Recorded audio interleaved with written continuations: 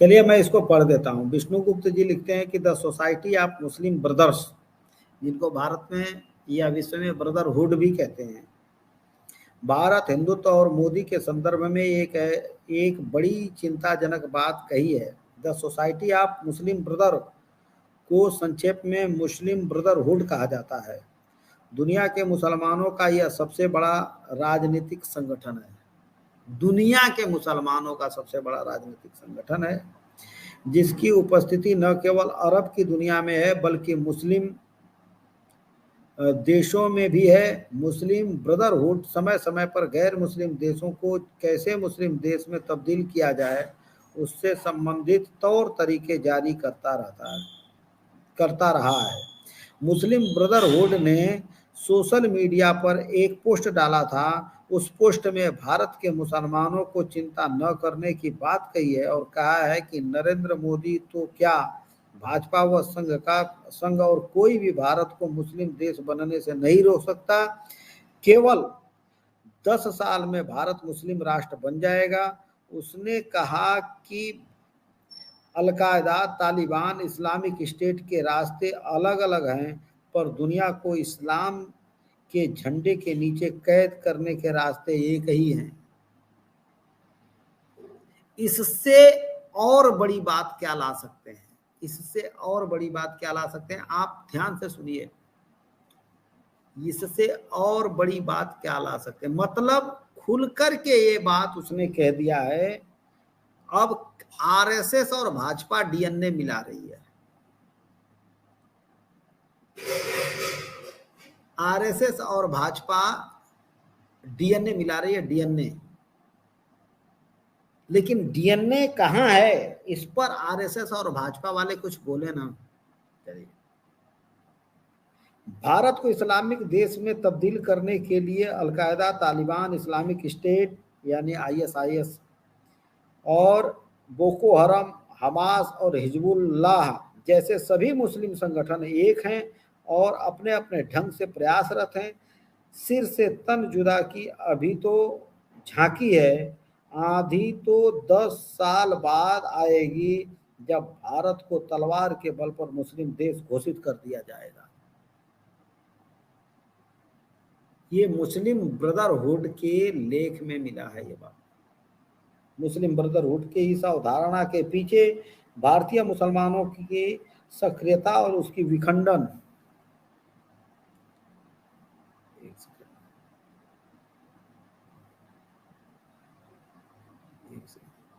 मुस्लिम मानसिकताएं जिम्मेदार रही हैं। मुस्लिम ब्रदरहुड के अरब में सक्रियता बहुत ही दमदार है। अरब में लाखों भारतीय मुसलमान रहते हैं। अरब में रहने वाले और यूरोप, अमेरिका में रहने वाले भारतीय मुसलमान मुस्लिम ब्रदरहुड सहित उन तमाम संगठनों जो इस्लाम के लिए काम करते हैं के संपर्क में हैं और साथ ही साथ भारत को जितना जल्द हो मुस्लिम देश कैसे बनाया जाए इसको लेकर जिहादी भूमिका में भी हैं।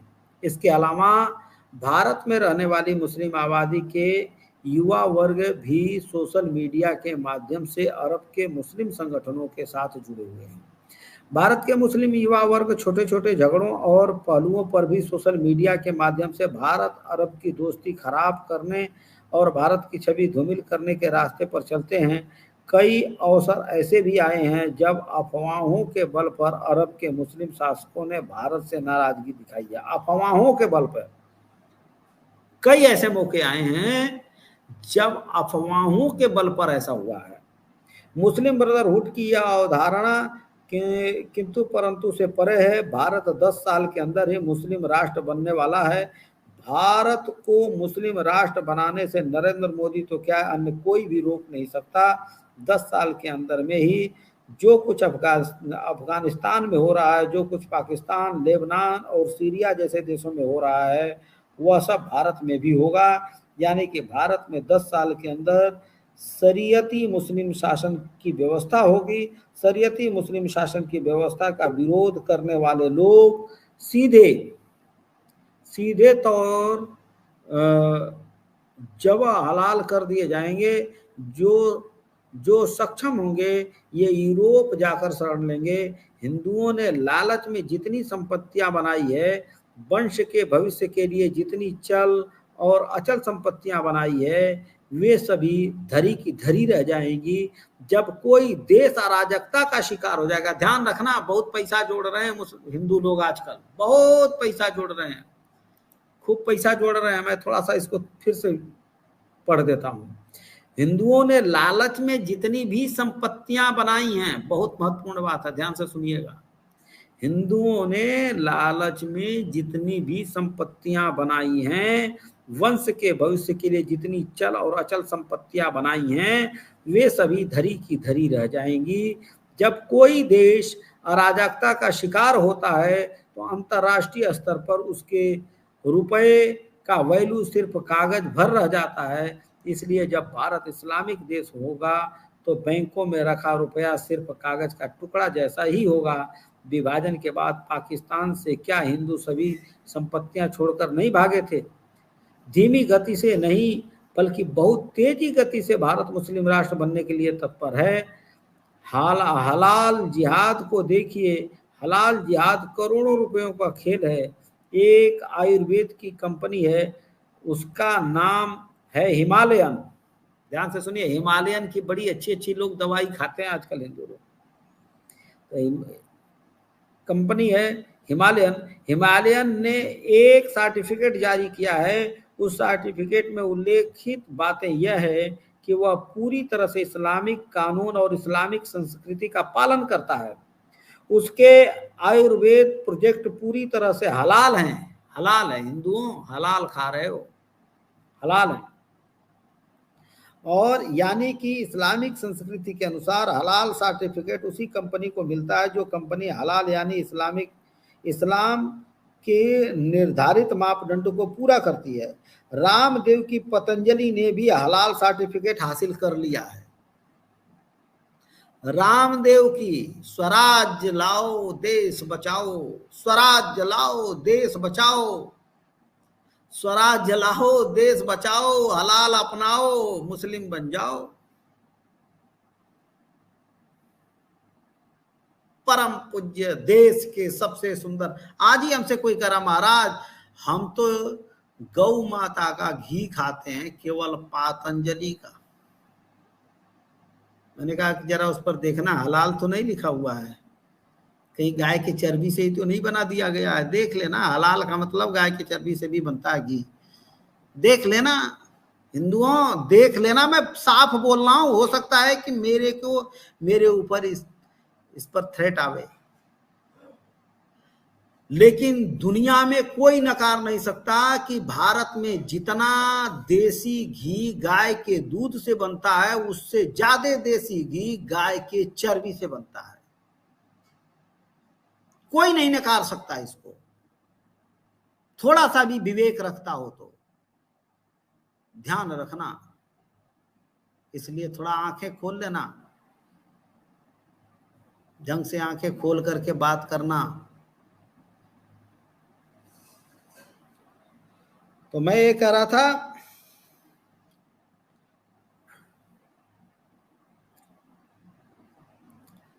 उसके आयुर्वेद प्रोजेक्ट पूरी तरह से हलाल है, यानी कि इस्लामिक संस्कृति के अनुसार हलाल सर्टिफिकेट उसी कंपनी को मिलता है जो कंपनी हलाल यानी कि इस्लाम के निर्धारित मापदंड को पूरा करता है। रामदेव की पतंजलि ने भी हलाल सर्टिफिकेट हासिल किया है। हलाल सर्टिफिकेट देने के नाम पर भारत में कई 100 करोड़ रुपए वसूले जाते हैं और इस्लामिक जिहाद पर खर्च होते हैं।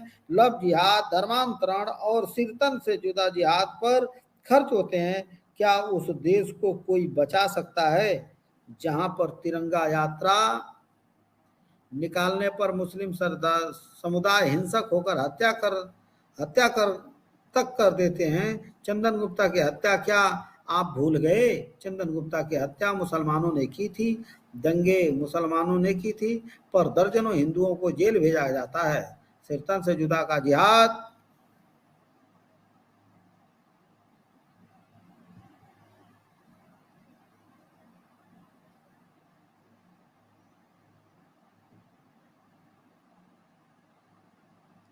थोड़ा सा रुकिएगा। सैकड़ों हजारों की भीड़ सतन से जुदा का नारा लगाती है। पर सरकारें खामोश, कोर्ट खामोश। नूपुर शर्मा के बयान के बाद कितनी हत्याएं हुई, हाई कोर्ट, सुप्रीम कोर्ट कोई संज्ञान नहीं लेता। देश भर में हिंदुओं की दर्जनों मॉब लिंचिंग हुई। राष्ट्रभक्ति पर बोलने वाले राजा और नरसिंहानंद जेल भेजे जाते हैं। धर्मांतरण के दोषी विदेशी पादरी भी कथित हत्या में दारा सिंह जेल में सड़ते हैं। ध्यान रखिएगा, बहुत साफ साफ बोल रहे हैं नरसिंहानंद जी, और फिर हमारे जितेंद्र नारायण त्यागी जी और टी राजा, ये लोग जेल चले गए। दारा सिंह जी आज भी जेल में हैं, क्या कहें।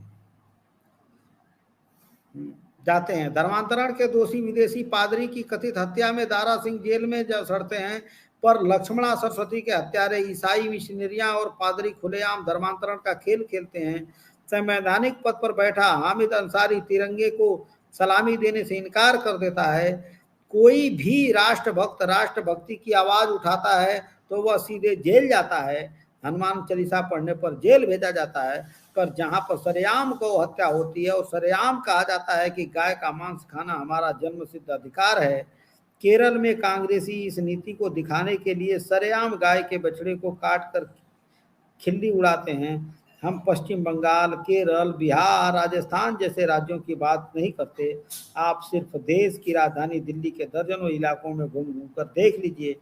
जहांगीरपुरी चले जाइए, सीमापुरी चले जाइए, कल्याणपुरी चले जाइए, त्रिलोकपुरी चले जाइए, लक्ष्मी नगर चले जाइए, मुस्तफाबाद चले जाइए, विजयपुरी चले जाइए, शिव विहार चले जाइए।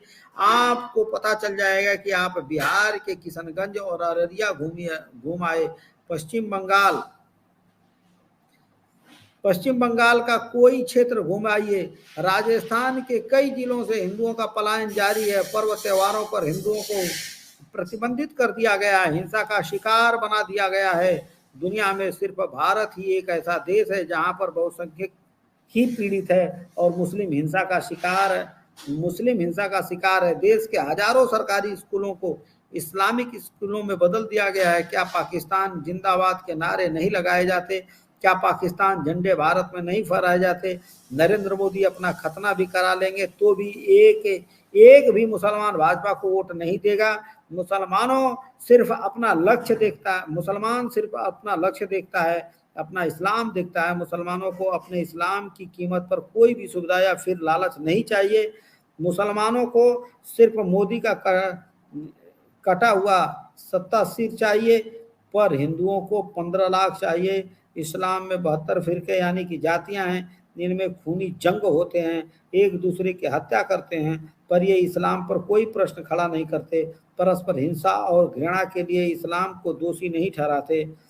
अहमदिया मुसलमानों को मुसलमान नहीं माना जाता। शिया मुसलमानों को का रसूल नाश करने के लिए सुन्नी मुसलमान जिहादी होते हैं। फिर भी कोई अहमदिया मुसलमान या शिया मुसलमान इसके लिए इस्लाम को दोषी नहीं ठहराता है। इस्लाम के कारण मुस्लिम देशों से मुसलमान पलायन कर शरणार्थी बन जाते हैं और इस्लाम को कोसते नहीं, इस्लाम को छोड़ते नहीं। इसके लिए विपरीत देख लीजिए, किसी भी कारण थोड़ी नाराजगी हुई तो फिर हिंदुत्व और हिंदुओं के प्रतीक चिन्हों के खिलाफ घृणित आवाज आने लगती है, जबकि कोई हिंदू ग्रंथ हिंसा या भेदभाव का समर्थन नहीं करता और न ही इस्लाम की तरह काफिर मानसिकता का कोई अस्तित्व है। मेरी इच्छा हिंदू धर्म के लोगों को हतोत्साहित करने की नहीं है। मेरी इच्छा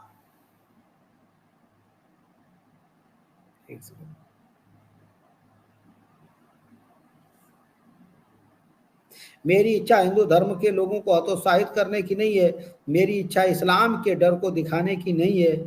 मेरी इच्छा परिस्थितियों व साजिशों के प्रति जन जागरूकता लाना और सावधान करने की है। नोआखली का नरसंहार के इतिहास को पढ़ लीजिए, डायरेक्ट एक्शन के इतिहास को पढ़ लीजिए, विखंडन के समय मारे गए 10 लाख हिंदुओं के इतिहास को पढ़ लीजिए। बिराथू जैसे सैकड़ों हिंदू वीर लड़ रहे हैं, पर अंबेडकर का घटिया संविधान, पुलिस प्रशासन, सरकार की मुस्लिम नीति की वजह से सब व्यर्थ है। मुंह में संविधान और दिल में तालिबान, उदासीन रहने वाले दफन हो गए, मिट गए। लड़ने वाले विराथू अकेले 10 लाख की रोहिंग्याओं को अपने देश में से खदेड़ देता है। इजराइल अपनी देशभक्ति के ज्वार से जीवित रहता है। और अंत में पत्रकार महोदय लिखते हैं कि किंतु यह उनका विष्णुगुप्त जी का निजी बयान है।